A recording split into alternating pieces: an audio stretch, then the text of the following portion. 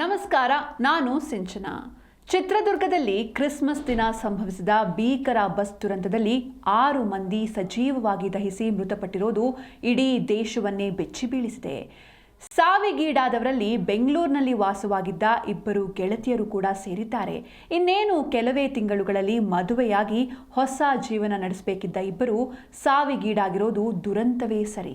26 ವರ್ಷದ ನವ್ಯ, 27 ವರ್ಷದ ಮಾನಸ ಮತ್ತು 26 ವರ್ಷದ ಮಿಲನಾ ನಾರಾಯಣಮೂರ್ತಿ ಅನ್ನೋರು ಬೆಂಗಳೂರಿನಲ್ಲಿ ಒಟ್ಟಿಗೆ ವಾಸವಿದ್ದು ಕೆಲಸದ ನಡುವೆ ಸಮಯ ಸಿಕ್ಕಾಗ್ಲೆಲ್ಲ ಒಟ್ಟಿಗೆ ಸುತ್ತಾಡ್ತಾ ಇದ್ರು. ತಮ್ಮ ಕನಸುಗಳು, ಮದುವೆ ಮತ್ತು ಊರಿಂದ ದೂರವಿದ್ದು ಕಟ್ಟಿಕೊಳ್ತಾ ಇರುವ ಜೀವನದ ಬಗ್ಗೆ ರಾತ್ರಿ ಇಡೀ ಮಾತನಾಡ್ತಾ ಇದ್ರು. ಆದರೆ ವಿಧಿಯಾಟ ಬೇರೆಯೇ ಇತ್ತು. ಬಸ್ ದುರಂತದಲ್ಲಿ ನವ್ಯ ಹಾಗೂ ಮಾನಸ ಸಾವಿಗೀಡಾಗಿದ್ರೆ ಮಿಲನಾ ಮಾತ್ರ ದುರಂತದಿಂದ ಪಾರಾಗಿದ್ದಾರೆ. ಇಬ್ಬರ ದುರಂತದ ಸಾವು ಮಿಲನಾ ಅವರನ್ನ ಕಡೆಯವರೆಗೂ ಕಾಡಲಿದೆ. ಈ 3 ಗೆಳತಿಯರು ಶಿವಮೊಗ್ಗ ಜಿಲ್ಲೆಯ ಸಿಗಂದೂರು ದೇವಸ್ಥಾನಕ್ಕೆ ಪ್ರವಾಸ ಹೋಗ್ತಿದ್ದಾಗ ಈ ದುರ್ಘಟನೆ ಸಂಭವಿಸಿದೆ. ಬುಧವಾರ ರಾತ್ರಿ ಅವರು ಸಿಗಂದೂರು ದೇವಸ್ಥಾನಕ್ಕೆ ಹೊರಟಿದ್ರು. ಕಂಪನಿಗಳಿಗೆ ಕ್ರಿಸ್ಮಸ್ ರಜೆ ಇದ್ದಿದ್ರಿಂದ ಆಧ್ಯಾತ್ಮಿಕ ಶಾಂತಿ ಮತ್ತು ಕೆಲಸದ ಒತ್ತಡದಿಂದ ವಿರಾಮ ಪಡೆಯಲು ಹೊರಟಿದ್ದ ಈ ಪ್ರವಾಸ ಇಬ್ಬರಿಗೆ ಕೊನೆಯದಾಯಿತು. ನವ್ಯ ಮತ್ತು ಮಾನಸ ಕೇವಲ ರೂಮ್ಮೇಟ್ಸ್ ಅಥವಾ ಸಹೋದ್ಯೋಗಿಗಳಾಗಿರಲಿಲ್ಲ. ಅವರು ಹಾಸನದ ಮಲ್ನಾಡ್ ಇಂಜಿನಿಯರಿಂಗ್ ಕಾಲೇಜಿನಲ್ಲಿ ಒಟ್ಟಿಗೆ ಓದಿದ್ರು. ಬೆಂಗಳೂರಿನಲ್ಲಿ ತಮ್ಮ ಎಂಟೆಕ್ ಪದವಿಗಳನ್ನು ಪೂರೈಸಿದ್ರು. ಬಳಿಕ ಇಬ್ಬರು ಮಾನ್ಯತಾ ಟೆಕ್ ಪಾರ್ಕ್ನಲ್ಲಿರುವ ಕಂಪನಿಗಳಲ್ಲಿ ಸಾಫ್ಟ್ವೇರ್ ಇಂಜಿನಿಯರ್ಗಳಾಗಿ ಕೆಲಸಕ್ಕೆ ಸೇರಿದ್ರು.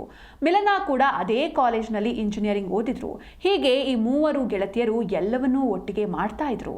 ಒಟ್ಟಿಗೆ ಪ್ರಯಾಣಿಸೋದು, ಊರಿಗೆ ಹೋಗೋದು, ಹುಟ್ಟು ಹಬ್ಬ ಮತ್ತು ಹಬ್ಬಗಳನ್ನು ಆಚರಿಸೋದು ಮತ್ತು ಭವಿಷ್ಯದ ಬಗ್ಗೆ ದೊಡ್ಡ ಕನಸು ಕಾಣೋದು, ಹೀಗೆ ಎಲ್ಲವೂ ಅವರ ಪಾಲಿಗೆ ಒಟ್ಟಿಗೆ ನಡೀತಾ ಇತ್ತು. ದುರಂತವಂದ್ರೆ ನವ್ಯ ಮತ್ತು ಮಾನಸ ಇಬ್ರು ಮದುವೆಗೆ ಸಿದ್ಧರಾಗಿದ್ರು. ಮಾನಸ ಮದುವೆಯ ತಯಾರಿಗಳು ಈಗಾಗಲೇ ಭರದಿಂದ ಸಾಗಿದ್ವು.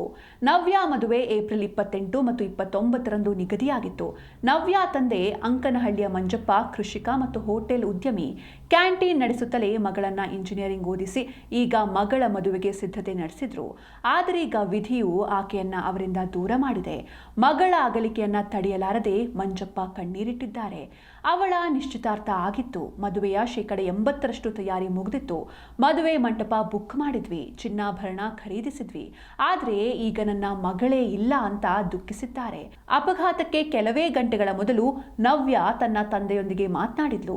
ನಿನ್ನೆ ಸಂಜೆ 7 ಗಂಟೆ ಸುಮಾರಿಗೆ ನವ್ಯ ನನಗೂ ನನ್ನ ಹೆಂಡತಿಗೂ ಫೋನ್ ಮಾಡಿದ್ಲು. ಅವಳು ತನ್ನ ಸ್ನೇಹಿತೆಯರಾದ ಮಾನಸ ಮತ್ತು ಮಿಲನಾ ಜೊತೆ ಸಿಗಂದೂರು ದೇವಸ್ಥಾನಕ್ಕೆ ಹೋಗ್ತಾ ಇರೋದಾಗಿ ಹೇಳಿದ್ಲು. ಆದರೆ ಬೆಳಿಗ್ಗೆ ಮಿಲನಾ ನಮಗೆ ಫೋನ್ ಮಾಡಿ ನಮ್ಮ ಬಸ್ಸಿಗೆ ಆಕ್ಸಿಡೆಂಟ್ ಆಗಿದೆ ಅಂತ ಹೇಳಿದಾಗ ನಮಗೆ ಆಘಾತವಾಯಿತು. ಆದರೆ ನವ್ಯ ಹಾಗೂ ಮಾನಸಾಗೆ ಏನಾಯಿತು ಎಂಬುದು ತನಗೆ ಗೊತ್ತಿಲ್ಲ ಅಂದ್ಲು. ಆಗ ನಾವು ಗಾಬರಿಯಿಂದ ನವ್ಯ ಹಾಗೂ ಮಾನಸರ ಮೊಬೈಲ್ ಫೋನ್ಗಳಿಗೆ ಫೋನ್ ಮಾಡಿದ್ವಿ. ಆದರೆ ಅವು ಸ್ವಿಚ್ ಆಫ್ ಆಗಿದ್ವು ಅಂತ ಮಂಜಪ್ಪ ನೆನಪಿಸಿಕೊಂಡ್ರು. ಇತರ ಸಂತ್ರಸ್ತರ ಪೋಷಕರಂತೆ ಮಂಜಪ್ಪ ಕೂಡ ಮಾಹಿತಿಗಾಗಿ ತಡಕಾಡಿದ್ದಾರೆ. ಪೊಲೀಸರು ದುರಂತದ ಸುದ್ದಿಯನ್ನ ಖಚಿತಪಡಿಸುವವರೆಗೂ ಆಶಾವಾದದಿಂದ ಮಂಜಪ್ಪ ಹಾಗೂ ಅವರ ಪತ್ನಿ ಕಾಯ್ತಾ ಇದ್ರು. ಪೊಲೀಸರು ನವ್ಯ ಕೂಡ ಬಸ್ ದುರಂತದಲ್ಲಿ ಮೃತಪಟ್ಟಿದ್ದಾರೆ ಅಂತ ದೃಢಪಡಿಸಿದಾಗ ಅವರ ದುಃಖದ ಕಟ್ಟೆ ಒಡೆದಿತ್ತು. ಅತ್ತ ಹಿರೇಹಳ್ಳಿಯ ತಾಲೂಕು ಆಸ್ಪತ್ರೆಯಲ್ಲಿ ಚಿಕಿತ್ಸೆ ಪಡಿತಾ ಇದ್ದ ಮಿಲನಾ ತಮ್ಮ ಗೆಳತಿಯರ ಸಾವಿನ ಸುದ್ದಿ ಕೇಳಿ ಶಾಕ್ಗೆ ಒಳಗಾಗಿದ್ದಲ್ಲದೆ ಮೌನವಾಗಿ ರೋಧಿಸ್ತಾ ಇದ್ಲು. ಆಘಾತ ಮತ್ತು ದುಃಖದಿಂದ ಅವಳು ಮಾತನಾಡಲು ಆಕೆಗೆ ಆಗ್ತಾ ಇರಲಿಲ್ಲ. ಬಹುಶಃ ಆಕೆ ತಮ್ಮ ಜೀವನದ ಕಡೆಯವರೆಗೂ ಈ ದುರ್ಘಟನೆಯನ್ನ ಮರೆಯೋದಿಲ್ಲ. ಗುರುತು ಸಿಗ್ತಾ ಇಲ್ಲ 2 ಗೆಳತಿಯರ ಶವ. ಹೌದು, ಚಿತ್ರದುರ್ಗದ ಸಮೀಪ ಸಂಭವಿಸಿದ ಸೀಬರ್ಡ್ ಬಸ್ ದುರಂತ 5 ಪ್ರಾಣ ಬಲಿ ಪಡೆದಿದ್ದು, ಮೃತರ ಪೈಕಿ 2 ಯುವತಿಯರ ದೇಹಗಳು ಗುರುತು ಸಿಗದಷ್ಟು ಸುಟ್ಟು ಕರಕಲಾಗಿವೆ. ಮೃತದೇಹಗಳು ಸಂಪೂರ್ಣವಾಗಿ ಸುಟ್ಟಿದ್ದರಿಂದ ಪೋಷಕರಿಗೂ ತಮ್ಮ ಮಕ್ಕಳನ್ನ ಗುರುತಿಸಲು ಸಾಧ್ಯವಾಗ್ತಾ ಇಲ್ಲ. ಈ ಹಿನ್ನೆಲೆಯಲ್ಲಿ ಪೊಲೀಸರು ವಾರಸುದಾರರ ಪತ್ತೆಗಾಗಿ DNA ಪರೀಕ್ಷೆ ನಡೆಸಲು ತೀರ್ಮಾನಿಸಿದ್ದಾರೆ. ಅತಿ ಶೀಘ್ರದಲ್ಲೇ ವಿವಾಹದ ಸಂಭ್ರಮಕ್ಕೆ ಸಿದ್ಧತೆ ನಡೆಸ್ತಾ ಇದ್ದ ಈ ಯುವತಿಯರ ಅಕಾಲಿಕ ಹಾಗೂ ಭೀಕರ ಸಾವು ಇಡೀ ಕುಟುಂಬವನ್ನ ಬರಸಿಡಿಲು ಬಡಿದಂತಾಗಿಸಿದೆ.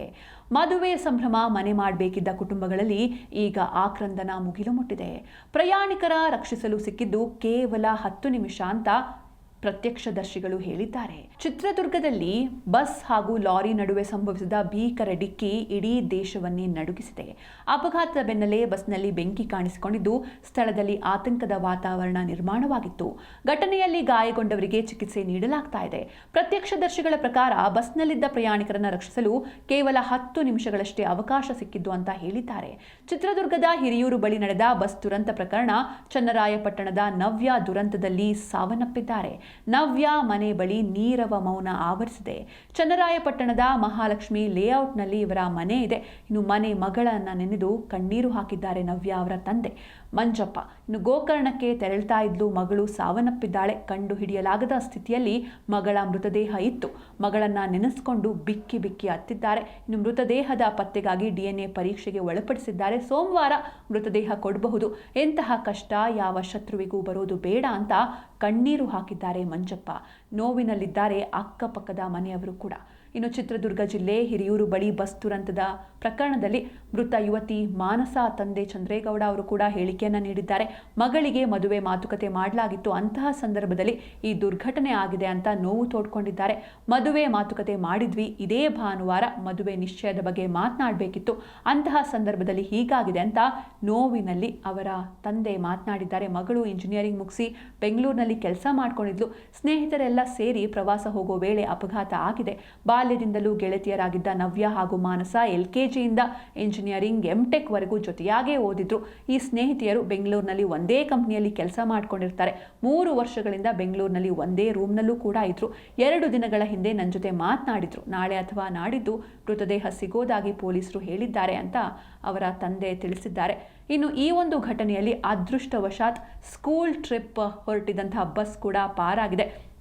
ಈ ಬಗ್ಗೆ ನೋಡ್ತಾ ಹೋಗೋದಾದ್ರೆ ಅಪಘಾತದ ಭೀಕರತೆಯನ್ನು ವಿವರಿಸಿದ್ದಾರೆ ಕ್ಲೀನರ್. ಅಂದರೆ ಬೆಂಗಳೂರಿನಿಂದ ದಾಂಡೇಲಿಗೆ ಮಕ್ಕಳನ್ನು ಕರೆದೊಯ್ತಾ ಇದ್ದ ಮತ್ತೊಂದು ಬಸ್ನ ಚಾಲಕ ಸಚಿನ್ ಚಿತ್ರದುರ್ಗದ ಬಳಿ ಸಂಭವಿಸಿದ ಭೀಕರ ಅಪಘಾತದ ದೃಶ್ಯವನ್ನು ಕಣ್ಣಿಗೆ ಕಟ್ಟುವಂತೆ ವಿವರಿಸಿದ್ದಾರೆ. ಅವರು ಪ್ರಯಾಣಿಸ್ತಾ ಇದ್ದ ಬಸ್ ಏನಿತ್ತು ಅದು ದುರಂತಕ್ಕೆ ಈಡಾದ ಸೀಬರ್ಡ್ ಬಸ್ನ ಹಿಂದೆಯೇ ಇತ್ತಂತೆ.